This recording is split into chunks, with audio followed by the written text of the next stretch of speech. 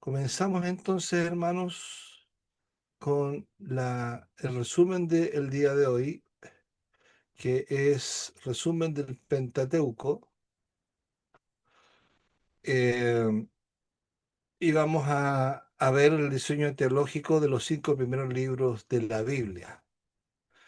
Eh, entonces, ok, tengo, espérame un segundito.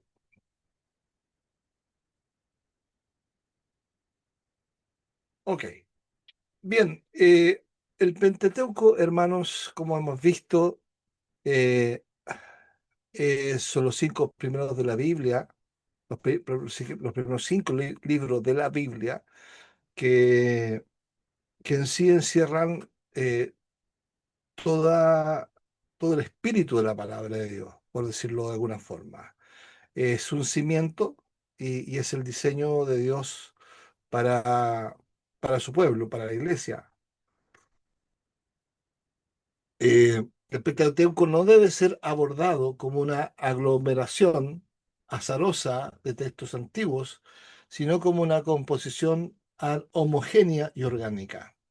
Como dijera el erudito R. K. Harrison, el Pentateuco es una composición homogénea en 5 volúmenes y no una aglomeración de obras separadas relacionadas solamente por la casualidad. Describe con trasfondo histórico acreditado, de manera eh, en que Dios se reveló al hombre y escogió a los israelitas para servicio especial y testimonio en el mundo y por el transcurso de la historia humana. Entonces Harrison nos dice que el diseño fue una composición homogénea en 5 volúmenes, que describe la manera en que Dios se reveló al hombre y escogió a los israelitas para el servicio especial.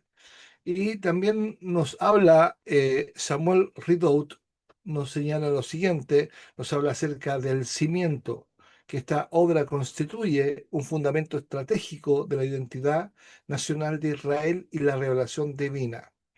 Eh, Samuel Ridout refuerza esta visión al definirlo como una introducción esencial a toda la palabra de Dios, que es un cimiento que despliega verdades destinadas a desarrollarse en el resto del canon. Si no existiese el Pentateuco, se caería la, la verdad bíblica. Por supuesto, no habría ley, no habría historia, no habrían patriarcas. Eh, Imagínense Pablo no escribiendo acerca de Abraham, acerca de Saúl, no existiendo. O sea, sería algo muy loco. Entonces, eh, aquí hay una forma de priorizar la forma canónica, eh, que es la alternativa que está después de la crítica.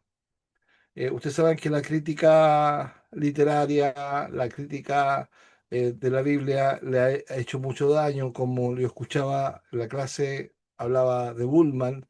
eh, bueno, todo eso trajo la teología liberal, la alta crítica. Eh, y en el análisis teológico contemporáneo, la naturaleza del Pentateuco se sostiene sobre dos pilares en tensión. ¿Ya? Una que es la unidad dominante, que existe una columna vertebral, narrativa y teológica basada en el plan unificador de la promesa, elección, liberación, pacto, ley, tierra, y que donde el evento del éxodo actúa como un eje central, un eje sincrónico, ¿ya? Conectando las promesas patriarcales con la instrucción legal posterior. Eh, y también tenemos la complejidad de la literaria. Tenemos, o sea, la unidad, por un lado, la unidad de lectura sincrónica y la complejidad de la lectura diacrónica. Esto se refiere a que el texto revela evidencias de diversidad diacrónicas, tales como variaciones en nombres divinos, como Yahvé, Elohim, repeticiones de relatos y un desarrollo editorial prolongado. Esto lo vimos en la primera clase, si no mal recuerdan. No obstante, el reconocimiento del contexto de vida de estas leyes y tradiciones no debe oscurecer la forma final del documento. Eh, lo que se llama el sit in leven. Ok, entonces, eh, entre la tensión entre unidad y complejidad, hermanos, exige una alternativa poscrítica, que justamente como lo que veíamos anteriormente, eh, lo que veíamos aquí en la postura de B. S. Shields, que dice, aunque el texto revela un desarrollo editorial prolongado, debe concentrarse únicamente en los fragmentos que despoja el texto del mensaje. La unidad estructural y forma canónica deben gobernar la interpretación. Y eso es importante, hermanos. Bien, eh, ahora vamos a hacer un repaso de los 5 libros de Génesis, Éxodos, Levíticos, de Números y Deuteronomio.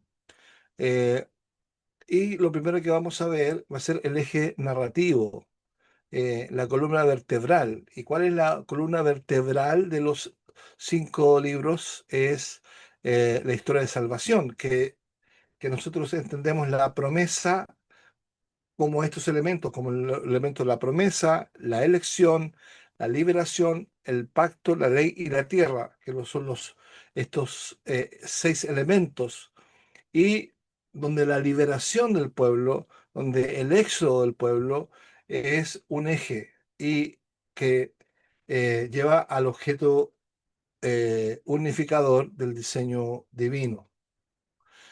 Bien, entonces vamos a ir con Génesis. Esto todo lo vimos, pero voy a hacer aquí un repasito. Génesis, que nos habla de estructuras paralelas. Nos habla de Génesis está eh, hecho con 2 estructuras, ¿cierto? La primera de un enfoque universal, donde nos habla de la historia primitiva, desde el capítulo 1 al capítulo 11, donde vemos ahí los cielos, la tierra, Adán, Noé, hijo de Noé, Sem, Taré, eh, eh, y después hay un punto de transición donde Dios llama a Abraham y ahí empieza la historia patriarcal, que es un enfoque particular. Es el segundo enfoque que va del capítulo 12 al 50, que ahí encontramos la historia de Abraham, Ismael, Isaac, perdón, Esaú y Jacob. Eh, y ahí nosotros hablábamos que había una estructura, ¿se acuerdan? De los Toledot, estas 10 fórmulas que son generaciones eh, eh, eso significa Toledot. Funcionan como bisagras o articulaciones arquitectónicas que permiten el paso de la historia universal a la línea familiar específica. Entonces, ahí tenemos la nota clave, que cada fórmula marca un traspaso de antorcha, que cada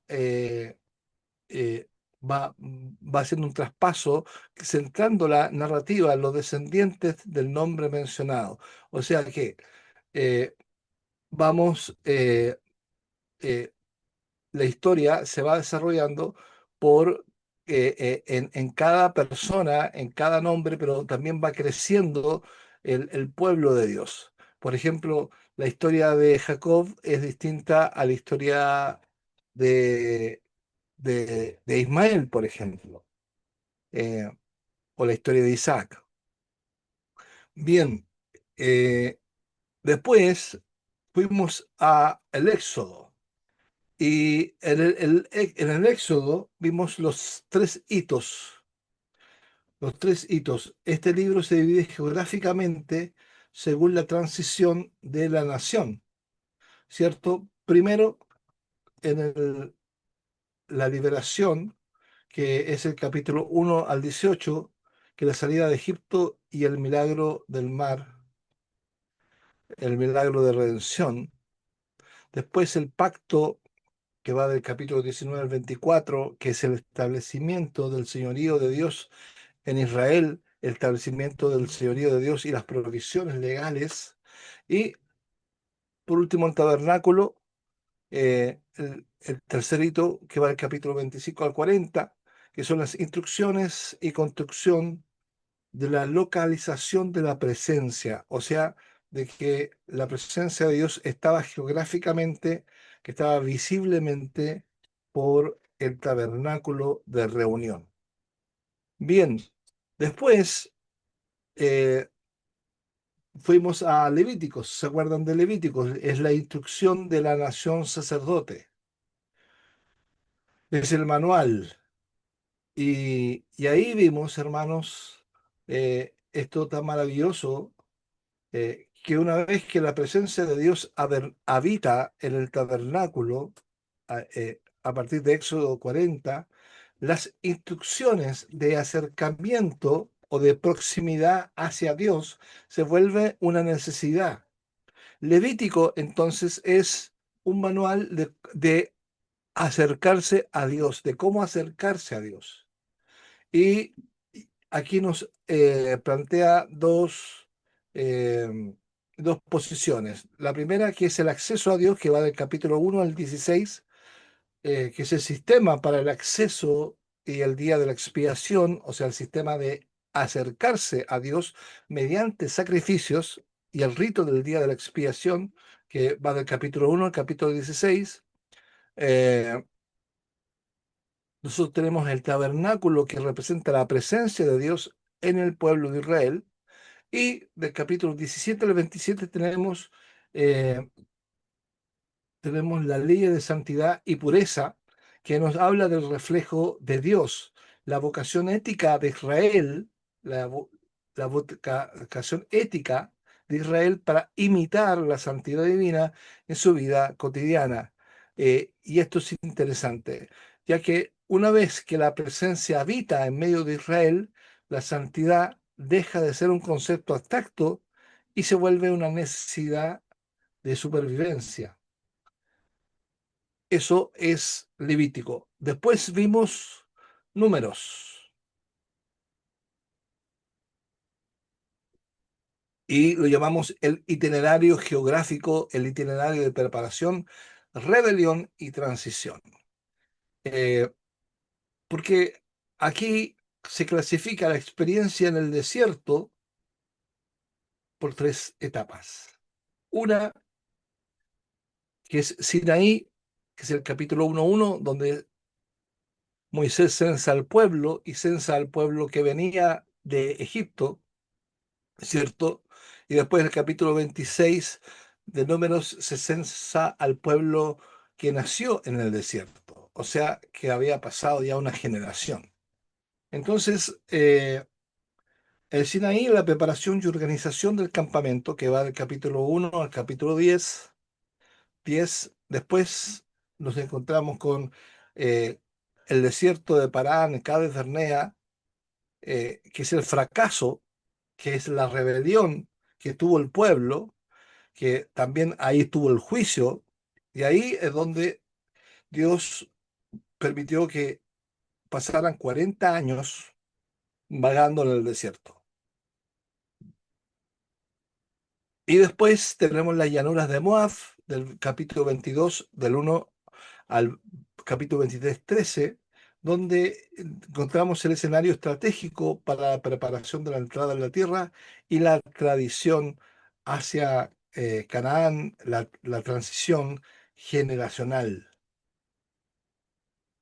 Bien, y por último, encontramos el libro de Deuteronomio, donde lo que hallamos ahí es el legado de Moisés, donde Moisés nuevamente lee la ley, él relee la ley, y está estructurado como una renovación del pacto a través de tres discursos finales que los vimos la semana pasada, que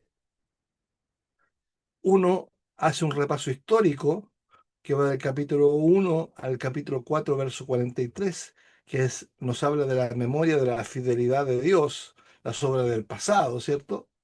Segundo, la exposición de la ley, que va del capítulo 4 al capítulo 26, eh, que van 22 capítulos completos acerca de las estipulaciones y que resume la ley basándose en el amor. Y después la profecía y elección o la decisión que tiene que tomar el pueblo para poseer la tierra prometida. Es el llamado y ahí donde los lleva a decidir el Señor y les dice que es el llamado a elegir entre la bendición y la maldición en Deuteronomio 28. Entonces, aquí, siguiendo a David Clines, estas estructuras refuerzan el tema del cumplimiento parcial, hermanos, el cumplimiento parcial de las promesas. Aunque Israel posee descendencia y pacto, la tierra permanece como una esperanza futura al final de la Torá. Esta tensión estructural subraya que la relación con Dios depende de la fidelidad del corazón. Bien, y aquí, hermanos, hay unas dinámicas teológicas que tenemos que ver eh, que se dan en el Pentateuco, del pecado radical y la gracia protectora. La tensión que existe eh, entre el pacto abrahámico y el pacto mosaico. El primero es una concesión divina de gracia, un pacto unilateral, ¿cierto? El pacto de Abraham, basado en la promesa incondicional de Dios, eh, ¿cierto? Pero bajo Moisés eh, hay una realidad distinta del pacto, y es el pacto de sucedanía, del pacto que involucra eh, a que el pueblo obedezca la ley de Dios. Entonces, aquí encontramos el ciclo humano entre el pecado radical, ¿cierto? El ciclo humano de rebelión incesante, de Génesis 1 al 11, las quejas de números demuestran la profunda fragilidad humana, y la gracia protectora, la respuesta consistente, paciente de Dios, la evidencia, la marca de Caín, el arco iris, el maná, etcétera. Y eh, el tabernáculo, que representa la presencia de Dios que acampa entre un pueblo pecador, proveyendo expiación y comunión en el centro de la nación. Y aquí, hermanos, yo quisiera poder señalar lo que dice Juan capítulo 1 verso 14. Dice, y aquel verbo fue hecho carne y habitó entre nosotros y vimos su gloria, gloria como la unigénito del Padre, lleno de gracia y de verdad. Esa palabra que dice, y habitó entre nosotros, justamente hizo tienda, se tabernaculizó. O sea, que Cristo, o sea, que lo que vemos en el Antiguo Testamento es sombra, porque Cristo está habitando dentro de nosotros. Amén. Y eso es algo importante, hermanos, que siempre recordemos. Y eh, aquí vemos el final abierto de este Pentateuco, el cierre del Pentateuco en Deuteronomio 21:34 es de una importancia estratégica suprema. La muerte de Moisés y la transición del liderazgo en la llanura de Moab marcan el fin del ciclo de la instrucción de la Torá del Pentateuco, pero no el fin del plan redentor. La entrega de la ley a la nueva generación y el encargo a Josué preparan al lector para la historia de la salvación que continuará el resto de la Biblia. Aquí encontramos que eh, se abren, como lo veíamos la semana pasada, a un mundo de bendición, ya que es la tierra y la consumación futura. Las meditaciones derivadas de este cierre, hermanos, enfatizan la soberanía absoluta de Dios. La ley no es un fin jurídico, sino es un llamado a una obediencia motivada por el amor, tal como lo proclama el credo del Shema de Deuteronomio 6:4, que Jehová es uno, y la relación con él debe abarcar la totalidad del ser. Israel, hermanos, termina las puertas de la promesa recordándonos que la redención es un proceso iniciado por Dios que él mismo llevará a consumación definitiva. Como afirma Samuel Ridout, dice, el Pentateuco es una introducción esencial a toda la palabra de Dios. Abre lo que más adelante es desplegado y siempre nos guía a la esperanza de una consumación que es, aunque distante, es segura. Bien, y hasta aquí quisiera, si alguno tiene algún comentario, alguna consulta, alguna cosa que decir frente a la exposición para irnos luego al cuestionario, los escucho.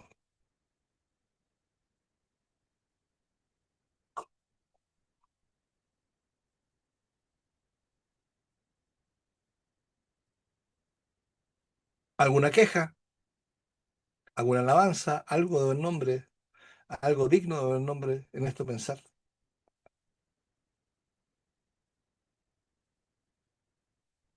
Aprovecha ahora. No me va a ver en varios meses. Yo sí. Ya. Ah, sí, pues tú sí. Eh, ¿no hay consultas, preguntas? Bien, entonces vamos a el cuestionario. Ya, vamos al cuestionario con las preguntitas y aquí sí van a tener que hablar. Aquí sí van a tener que hablar, hermano. Bien, cuestionario lección Pentateuco 8. Bien, la pregunta dice, escriba el bosquejo. ¿Quién lo tiene?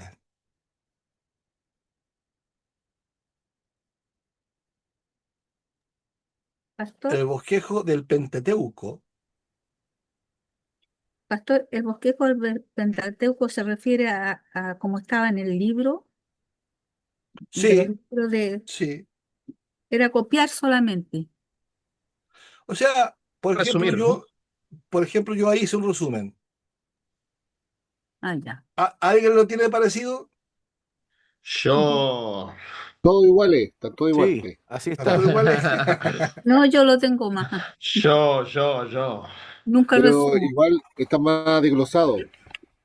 No, por supuesto, pero con eso estaría bien, porque en el fondo el Pentateuco se presenta como el libro, la Torá, que tiene cinco capítulos, por decirlo así. Entonces, Génesis, que nos habla del principio y el indicio de la vida patriarcal, el Éxodo, y el Levítico, Números y Deuteronomio. Alguien que me diga algo distinto a esto o que quiera aportar. Yo puse, Efraín, yo puse Giovanni, Deuteronomio dale. como. No, yo tengo casi lo mismo, solamente de Deuteronomio le puse la renovación del pacto, más que nada. Ya, está bien, está bien. Sí. Yo ¿Alguien tiene algo distinto? sí, en Deuteronomio puse que la predicación de Moisés está dividida en tres discursos. Eso es así, bien. ¿Alguien Pastor, que lo tenga?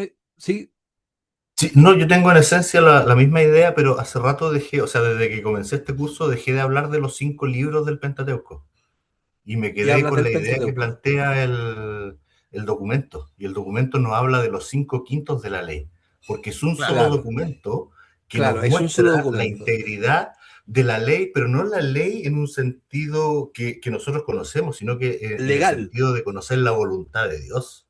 Claro. Entonces, son los 5 quintos que nos permiten conocer la voluntad de Dios. Y ahí me olvidé de un libro tras otro. Efectivamente, son las claro. partes que nos muestran la voluntad de Dios. Ahora, Claro, ¿qué aspecto es el que quiero relevar en cada uno de estos libros? Efectivamente, son esos. Pero quería hacer claro, esa diferenciación que es la que uso en el lenguaje Sí, de la claro, pero referencia. sí. que, Gracias, gracias por recordarlo. sí, que ¿Alguien es un quiere poco. decir algo? Yo Eh, eh, agrego, no, no, agrego, sí, agrego un poco en línea con lo que decía al principio esta lección que decía este teólogo de apellido Childs, ¿no? Que sí, igual los libros al ser. Claro, tenéis libros que son más, si se quiere, de relato histórico y de linajes, tenés un libro que es un censo, tenéis libros que son discursos, etcétera, y es súper fácil perderse en el bosque en el sentido de leerlos como cosas separadas, ¿no? Pero al sí, final del justamente. día son expresiones, quizás en distintos estilos literarios, quizás con distintas formas, ¿no? Pero de una unidad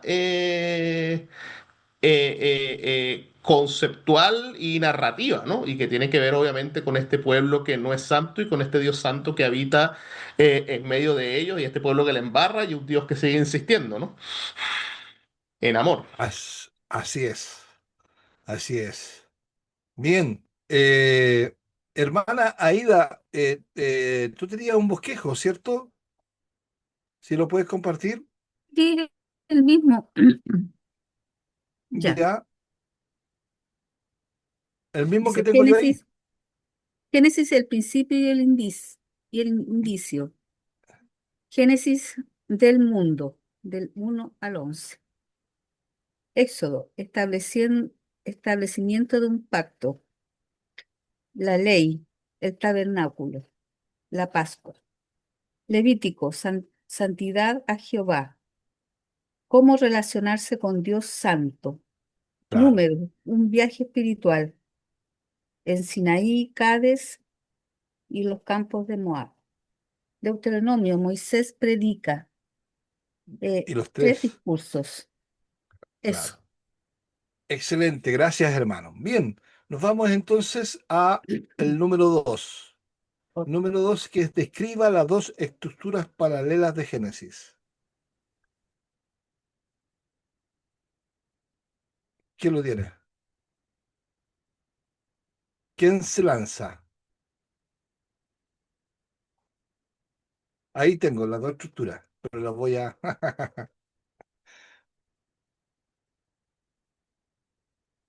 ¿Quién? ¿Quién? ¿Quién dijo yo, hermano?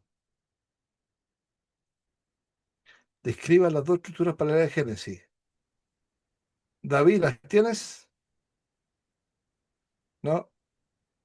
¿Quién las tiene? ¿Nadie? Bueno, yo las voy a ayudar. Génesis nos enseña la creación del mundo nuevo. Justamente, Perfecto. eh, ¿se acuerdan que yo ahora les dividí Génesis y también lo dividí al principio en dos partes, capítulo 1, verso 11 y capítulo 2, verso 50, al verso Ujú, 50, ¿se Ujú. acuerdan? El capítulo ujú, Sí, 50. Entonces, y ahí está, po, el principio del mundo y el principio del plan de salvación, que es la historia universal que va del capítulo 1 al capítulo 11 y después ya la historia patriarcal. O sea, entonces, esas son las dos estructuras paralelas de Génesis. Es importante que la copien ahí para que aprovechen de hacer la tarea. ¿Ya? Bien.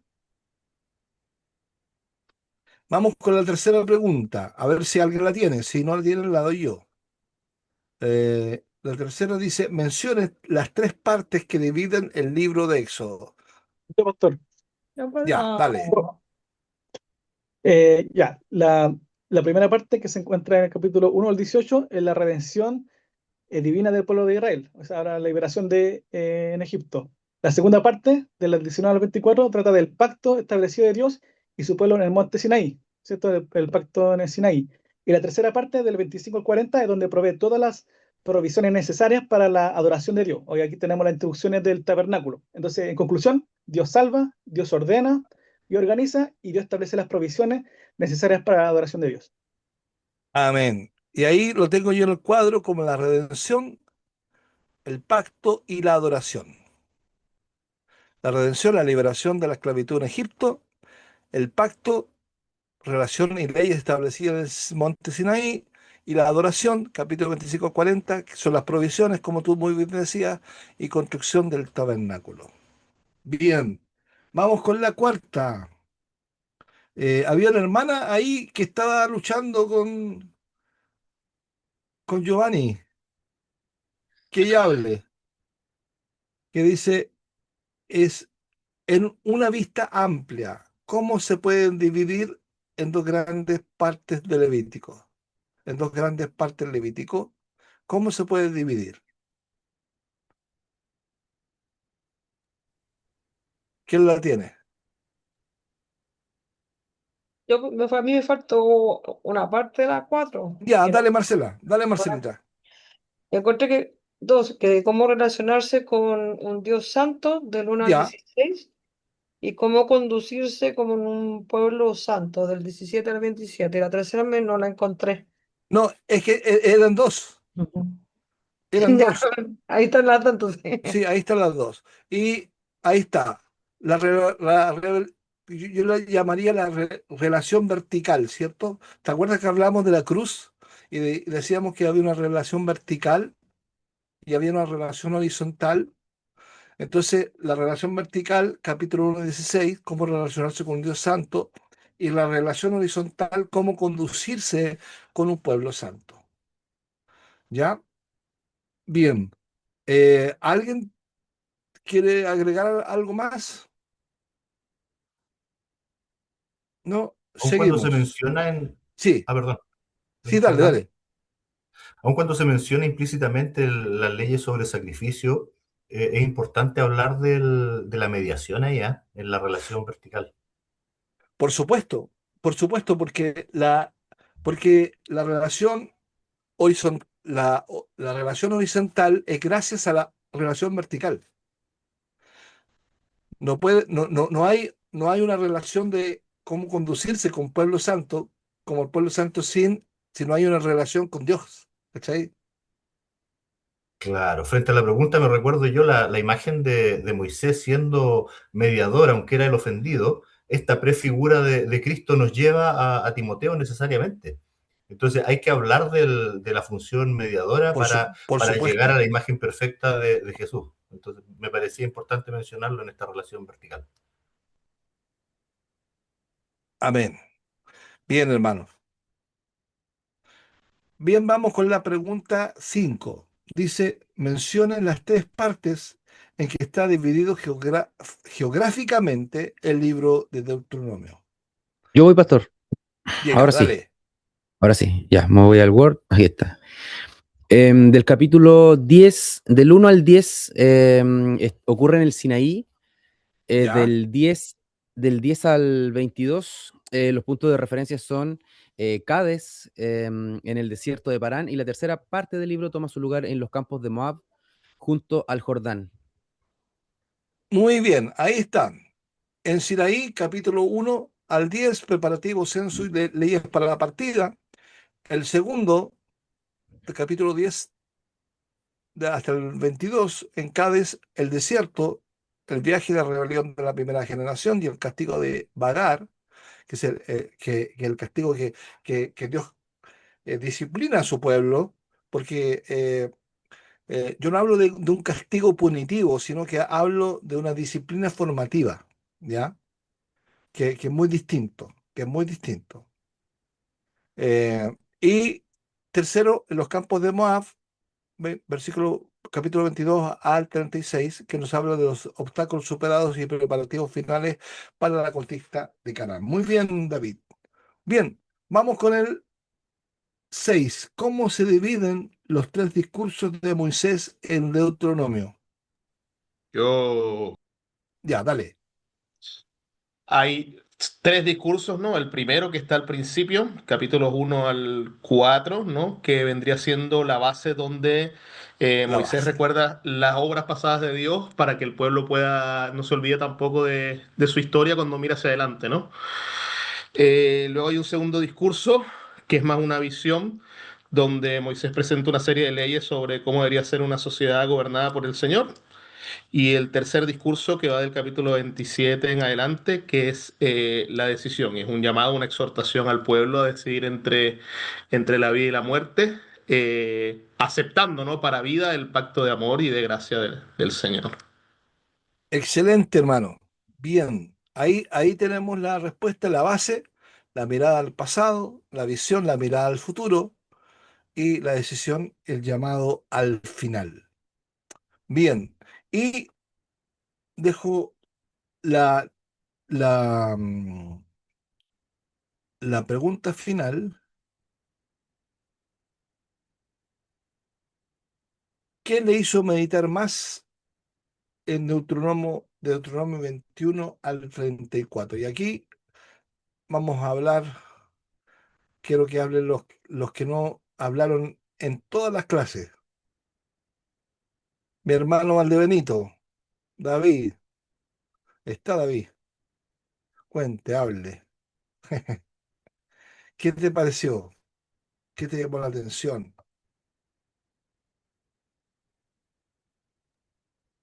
Bueno, aquí sí. Deuteronomio ya es el libro de los discursos de Moisés, entonces ya es la repetición de la ley. Entonces vemos cómo esta nueva generación a la cual Moisés se va a dirigir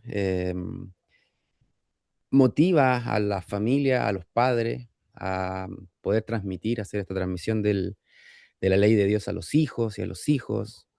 Esto lo vemos claramente en la Shemá, en Deuteronomio, ¿cierto? Capítulo 6, principalmente del versículo 4 en adelante. Entonces, bien interesante cómo Dios, por medio de su siervo, se preocupa de que se repita esta ley, se repita este conocimiento de Dios, no buscando cosas nuevas, sino que buscando el conocimiento de lo ya establecido por Dios por medio de su siervo. Yo creo que ese es un mensaje importante también para la iglesia de hoy, pastor, porque más que buscar cosas nuevas, nosotros debemos hacer lo que hizo Jesús en el desierto cuando combatió contra el enemigo en el capítulo 4 de Mateo, ¿cierto? En la tentación. Y Jesús nunca citó cosas nuevas, sino que él siempre dijo, escrito está, escrito está, escrito está. Entonces, eso va en armonía con lo que ocurre en Deuteronomio, que es esta repetición de todo lo que Dios había dado. Y nosotros, por lo tanto, y creo que el mensaje y una de las cosas que yo destaco es justamente eso, la repetición, el conocimiento de la palabra de Dios, que con ella nosotros vamos a poder combatir la acechanza del diablo, poder resistir al enemigo, someternos a Dios primeramente, como dice Santiago, y resistir al diablo. Así que sin querer acaparar más la palabra, yo creo que me quedo, al menos con lo de Deuteronomio, con este deseo de Dios por medio de su siervo de que se repita, que el pueblo crezca en conocimiento, conozca la palabra y por supuesto lo conozca a él. Amén. Bien, gracias, hermano. ¿Qué más llamó la atención? ¿Qué otro punto destacar? Hermano César, Yo por aquí, pastor. dale. Eh, Hay dos cosas. Anoté varias más, pero hay dos cosas que me llaman la atención y, bueno, me hicieron meditar respecto al texto. Una tiene que ver con la fidelidad de Dios, la fidelidad inmutable.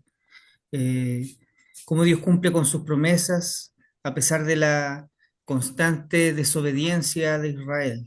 ¿Ya?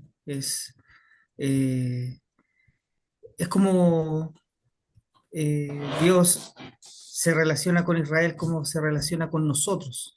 Nosotros no somos fieles a Dios. Estamos constantemente transgrediendo su ley, ¿no es cierto? Sin embargo, Dios se mantiene fiel a su promesa y a su pacto con nosotros. ¿Ya? Y lo que también me hizo meditar respecto a este texto, ¿no es cierto?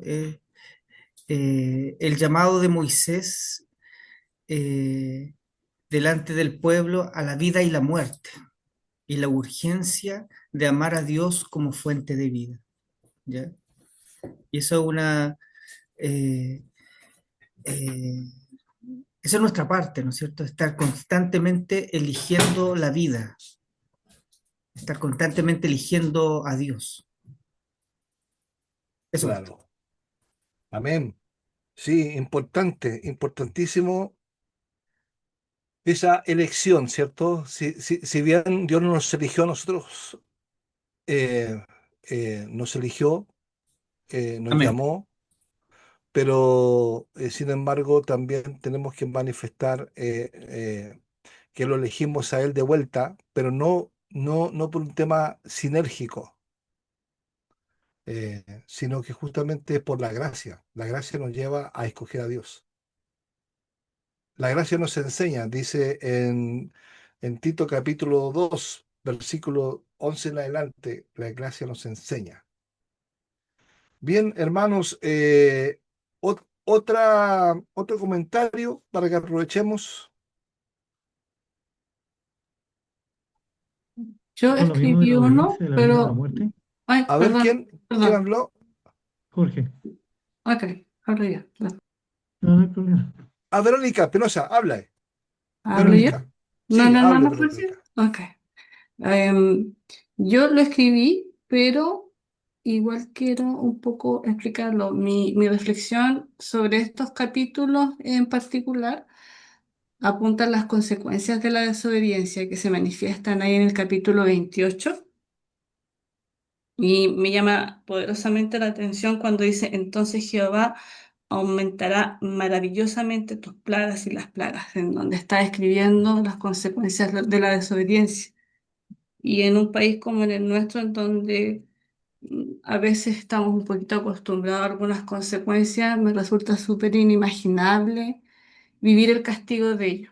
Entonces, a veces romantizamos un poco la relación de gracia con el Señor y nos olvidamos un poco de esta parte. Y a veces es necesario, yo creo que es necesario para entender mi gozo, mi gratitud y que eso se pueda renovar cada día.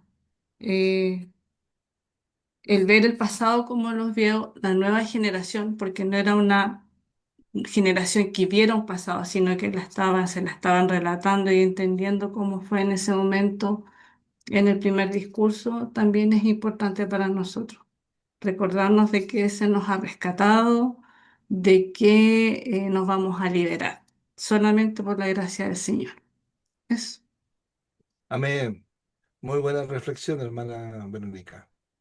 Bien. ¿Tenemos tiempo para otra más?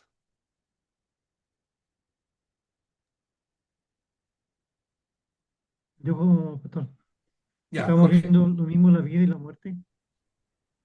Juan, 1 Juan 1:12 dice, el que tiene al Hijo tiene la vida y el que no tiene al Hijo tiene la muerte. O sea, no tiene la vida, tiene muerte. Es lo mismo que se repite tanto en Deuteronomio como se repite a nosotros ahora. O sea, si el que no tiene Cristo está muerto, tiene muerte. Y el que tiene Cristo tiene la vida eterna. Y viendo la lección anterior también con el pastor, se me olvidó el nombre, Carlos. Estábamos viendo una parte y uno de los pensamientos que hay hoy día es el nihilismo, o nihilismo que se le llama, que Dios no existe, Dios no es real. Y somos nosotros los creadores de nuestra propia futuro, de nuestra propia felicidad. Y eso ha crecido mucho y muchos ya dejan de depender de Dios, de creer que hay un Dios. Y ahora es clarito, el que no tiene a Cristo, no tiene a Dios, tiene muerte. Y el que cree en Él tiene vida eterna. Amén. Muchas gracias, Jorge. Bien, buena reflexión. Tenemos espacio para una más y la última reflexión. Mauricio, Pamela, me gustaría escuchar a Concepción. A Concepción presente. Sí, pues. Sí, a nosotros, a los- con mi señora y A yo, ti, a tu esposa y tú. que está aquí al lado mío, estamos. Lo Le que, cedo la palabra. claro, lo que más nos hizo reflexionar fue la manera en que Moisés, ¿cierto?, enfatiza la fidelidad de Dios, ¿cierto?, a pesar de la infidelidad del pueblo. Eso nos hizo reflexionar como nunca abandona Dios a su pueblo, incluso cuando cuando merece todo el castigo. Y como al final su propósito redentor prevalece. Eso fue como la conclusión que sacamos. Sí, y fíjate que es eso exactamente lo que Dios hace por nosotros mediante Cristo, Claro, porque nosotros merecemos todo el infierno, las penas del infierno, pero gracias a Cristo somos redimidos.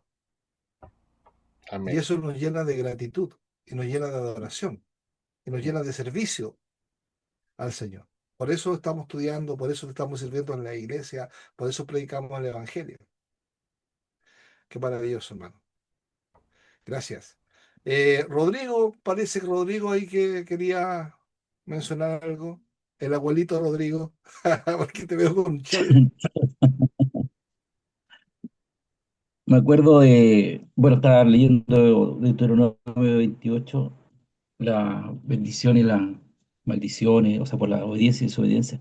Y me acuerdo también del ciego de nacimiento y el diálogo que se produce ahí de quién pecó, ¿no? Porque está la idea de, también la idea de esta maldición, pues, de la enfermedad que sigue por la desobediencia. Entonces, también hay una lectura un poco torcida o bastante torcida de esos judíos de esa época, pero que también discutían justamente esto y quién tenía atribuciones de perdonar. Y obviamente el Señor hizo el milagro, porque como comentaban anteriormente, bueno, Él vino a traer la gracia y su misericordia, vino a perdonar pecados también. Entonces me sigue llamando la atención esta relación porque veo que aún eso persiste en la opinión de muchos